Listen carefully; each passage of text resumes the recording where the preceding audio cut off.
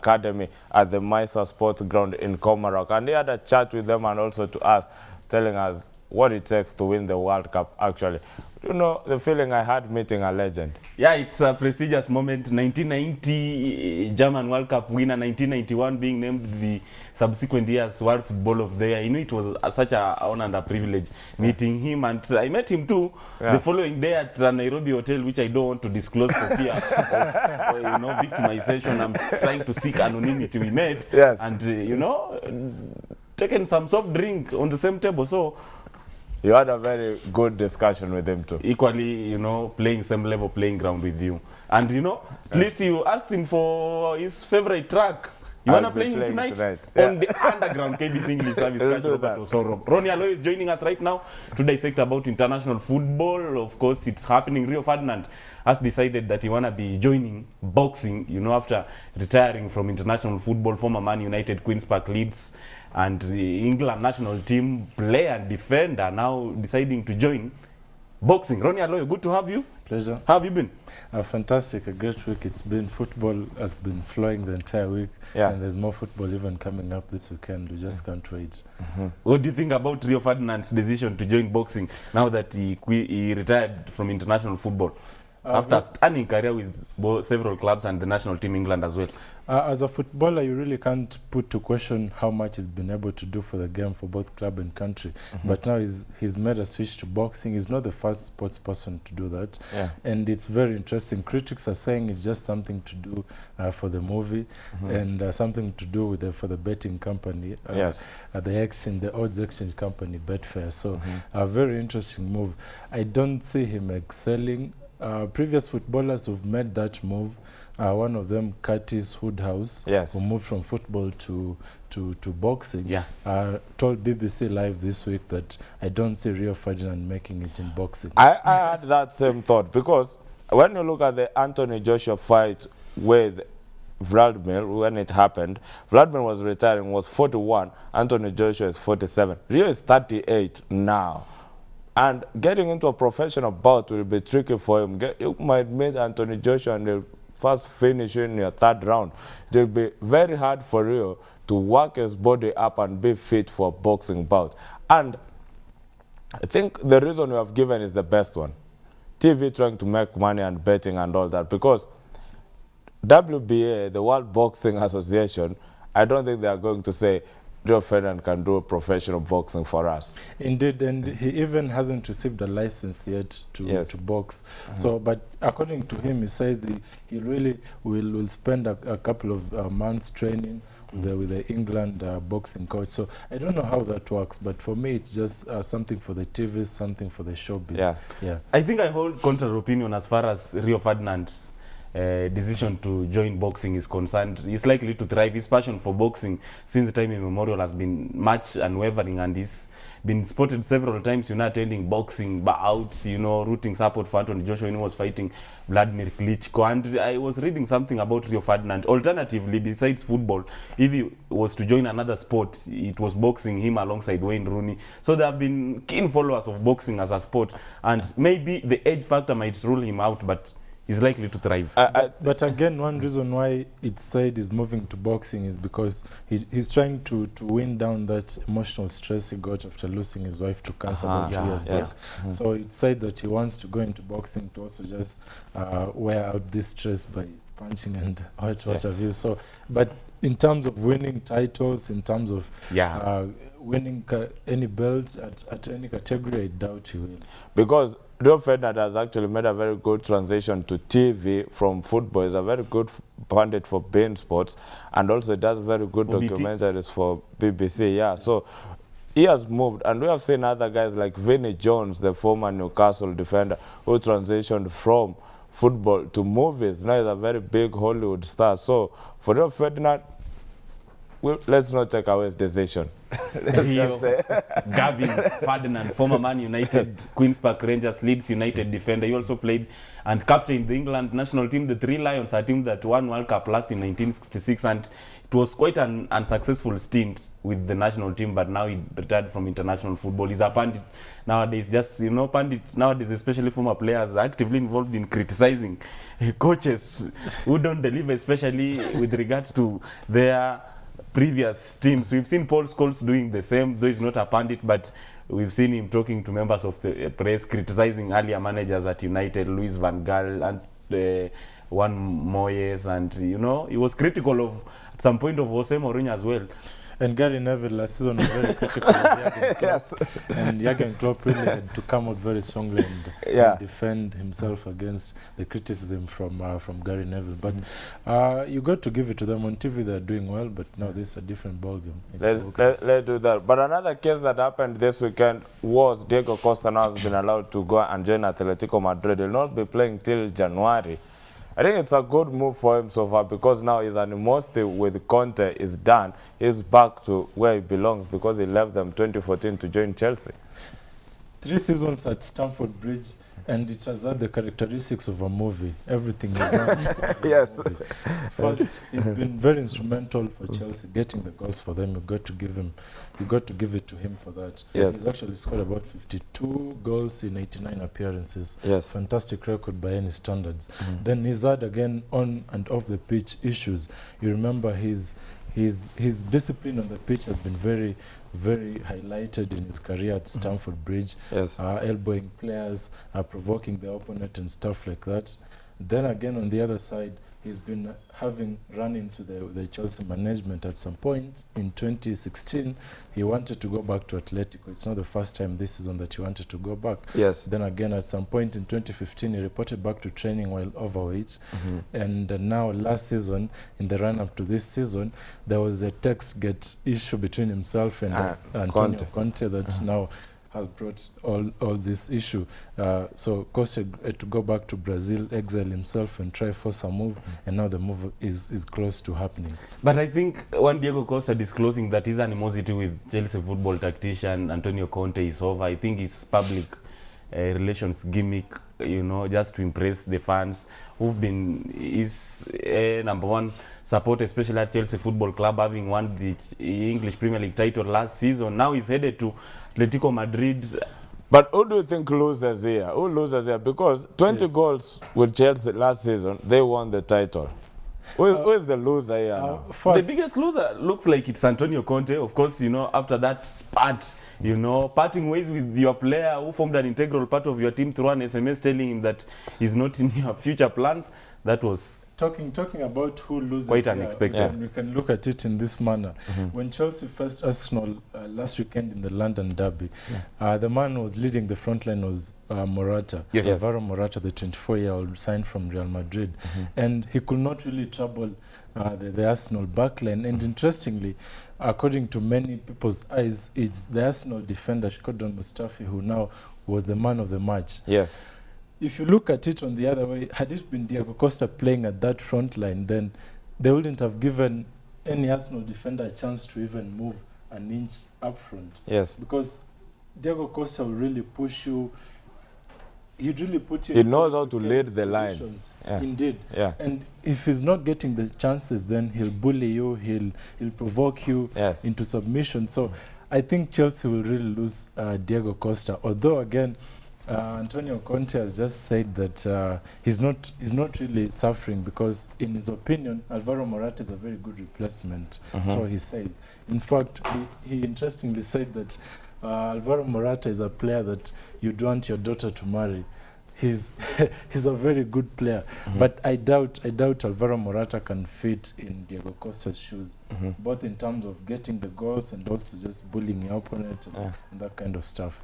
Something else that cropped up during the week is that, you know, penalty taking competition between Neymar and Edson Cavani at the French money bags Paris Saint-Germain. Remember during their last weekend's 2-0 victory against Lyon, a game that, you know, they had to sweat to win, and you know the two were spotted, you know, arguing over who is taking a penalty. And you know, Unai Emery, the tactician, has said that you will have to intervene if the situation continues. I don't know, from your own end, what do you think? I think Neymar needs to learn respect of the squad. You are new, you are coming in, you need to quiet. I read Rio Ferdinand's book, and there's a letter he wrote to his younger self in the book, and he said when he was growing up, football in the academy was different from street football. And you are not a great footballer before you play street football. So you could go train in the academy, but in the evening, you need to go to the street and meet those mechanics who are from Peckham, and they don't care about your academy stuff, who are going to beat you up and realize you actually don't know football, for you are being taught football. Now, we're the guys who are doing that.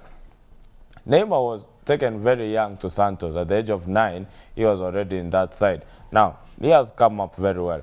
But when you get into a squad like Paris Saint-Germain, that player has been there for a very long time. Yes. Cavani has been there for 5 years at Paris Saint-Germain. He has been there for a very long time. He's the leading guy. He has scores, I think, 8 in 9 matches he scores goals.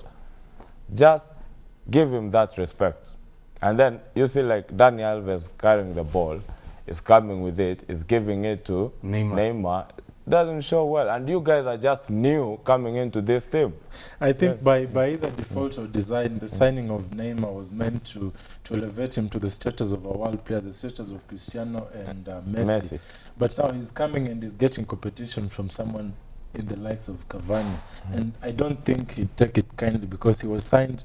He's the most expensive player in the world currently. Yeah. He was signed to help deliver something that is European glory to PSG. Yes. And I think when Cavani tries to outdo him, then obviously there will be a competition. Cavani went ahead and lost the penalty, actually.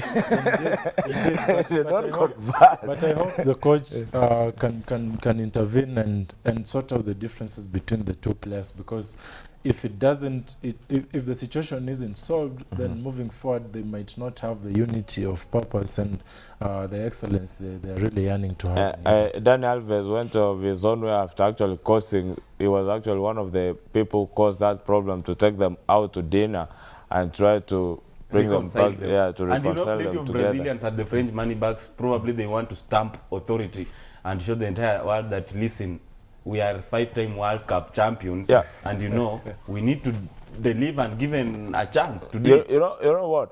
What for me is, I think that respect is, if Cavani is going to take the penalty, give him that chance.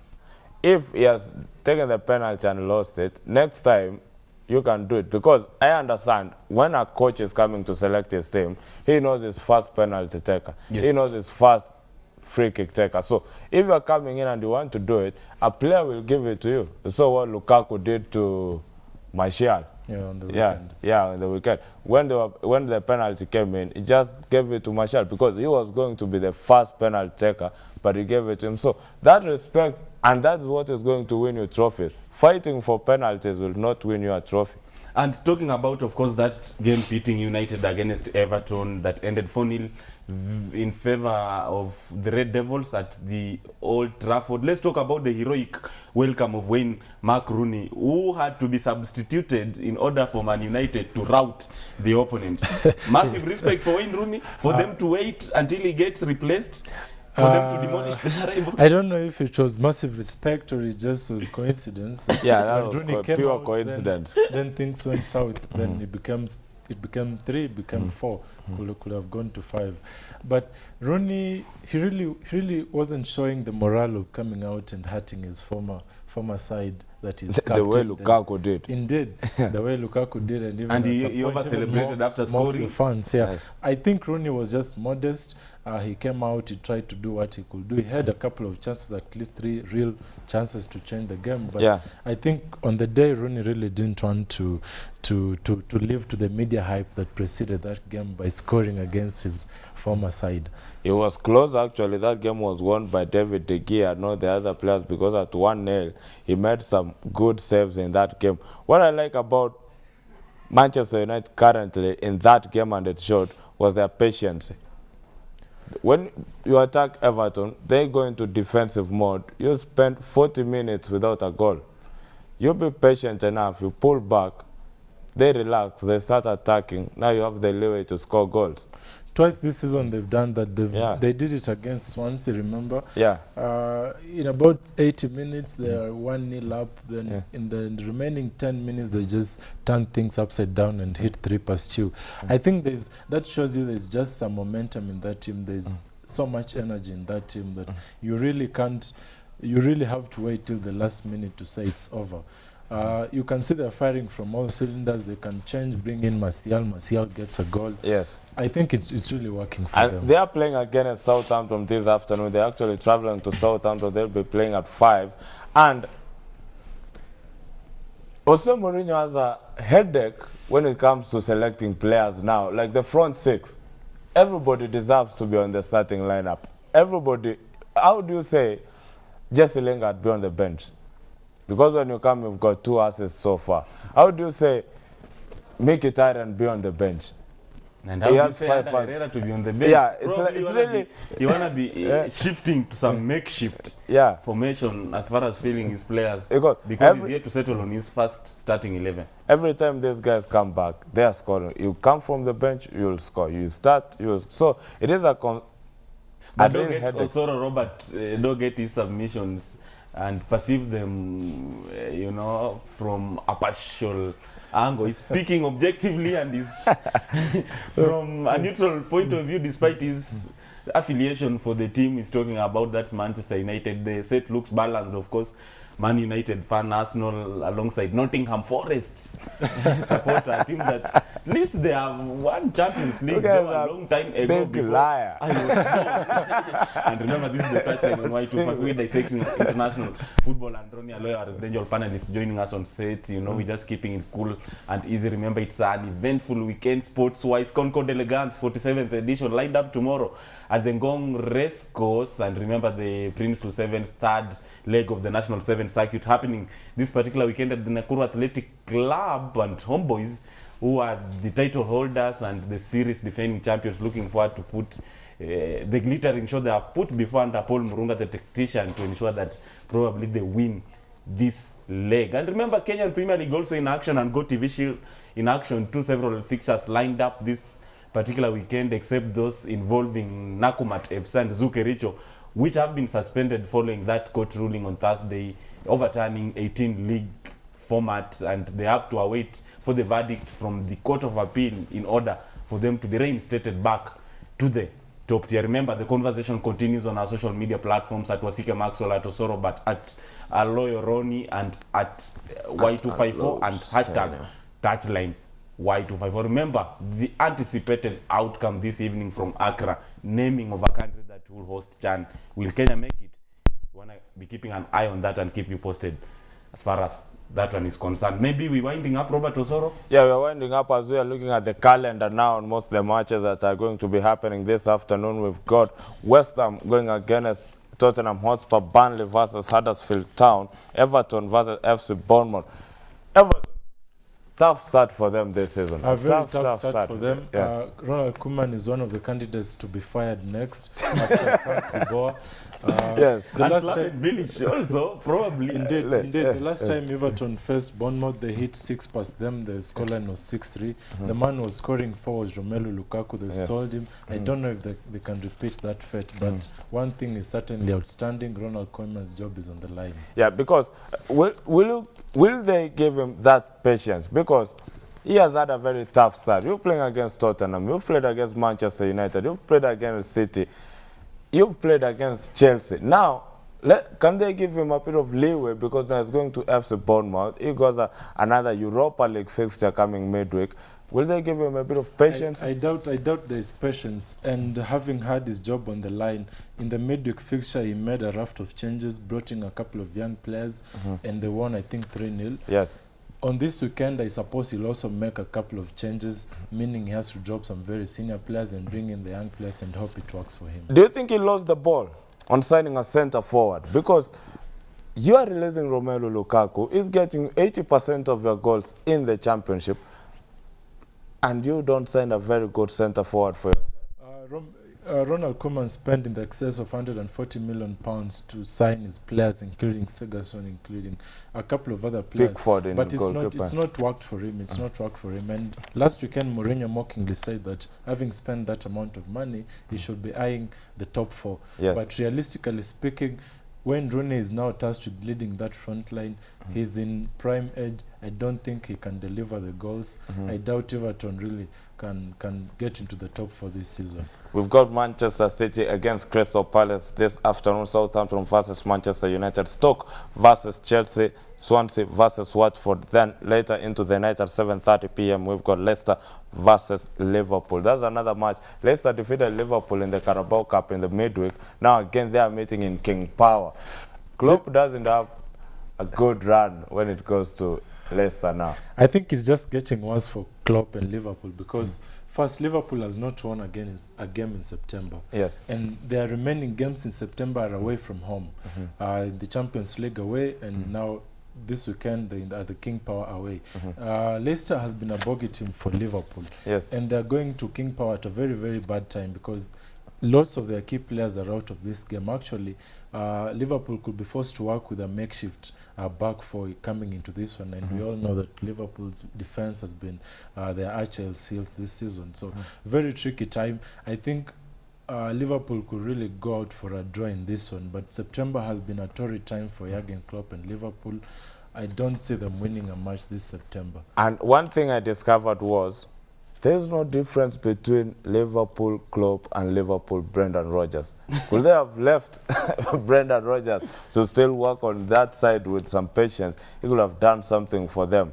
Talking of patience, I think one thing that Jurgen Klopp is trying to do is build a team slowly. That's why you've seen he's trying to retain the likes of Coutinho, his best player. So he builds on that slowly and hopes that probably in 2 or 3 seasons they can be at the prime age and deliver a title for him. Of course, we're going to end it on that particular note. Several matches lined up this particular afternoon in various European leagues. In Spain, of course, Michael Engineer Lunga, former Gormaya striker and Arambe Stars player, will be looking forward to see whether he can feature for his side Girona FC as they take on Barcelona, probably the Spanish giants. Just comment on the Olunga match. I think it's very good for Kenyan football. He's facing Messi. There's probably the best player in the world. I think he'll be rubbing his hands in delight waiting for that match. Girona, Barcelona haven't faced each other yet in any league match. Barcelona is leading the race. I think Barcelona will win it, but I just hope Olunga can get into the match. This one we can bet. Olunga wanna score a terrific header and emulate on what Victor Mugubi Wanyama did while at Celtic against Barcelona in UEFA Champions League. You have already put a bet on that. Kenyans, even if this match were to end 20 and Olunga scores 1, it's an achievement for Kenyans. I think we'll be celebrating on the streets tonight. For me, just that feeling of Olunga going against Barcelona and Messi tonight, I just say, let the coach not name him on the bench. Let him give him a start. A young man headed for big things, professional, of course, quite disciplined and humble 23-year-old Michael Engineer Lunga, former Upper Hill High School student and Gormaya. And he also played for Thika United and Tusk FC locally, now joining for Girona FC. And looking forward, probably, want to be featuring, God willing, one day in English Premier League football for one of his favorite sides. I don't know whether it's Arsenal or Man United. We're going to end it on that particular note. The touchline comes to an end, but let's do it again next Saturday, same time, same place. But Spotlight on Sports on Monday, I want to be bringing you the happenings in the world of sports over the weekend from 8 a.m. Of course, special thanks to our technical team to enable this happen. Emmanuel Ndavula, Fadhili Athmani, Frank Mutoka, Obama, Janelle, and the crew. Thanks for making it happen. Let's do this again. The touchline continues on our social media platforms. Osoro, Robert, over to you with parting shot. And what are you lined up for this particular afternoon as you seek playing for Lothar Matthias, his favorite tune tonight? Yeah, we'll be doing it on the underground at the KBC English service. Make sure you can stream www.kbcenglish.co.ke. We'll be doing that tonight. It's a special edition. We'll be using our young artists from Studio Machinan. We'll be sending their songs. Let's see what they have for underground hip-hop for us here. But for today and tomorrow, Prince Lu happens. Concours de Logons tomorrow. Good afternoon.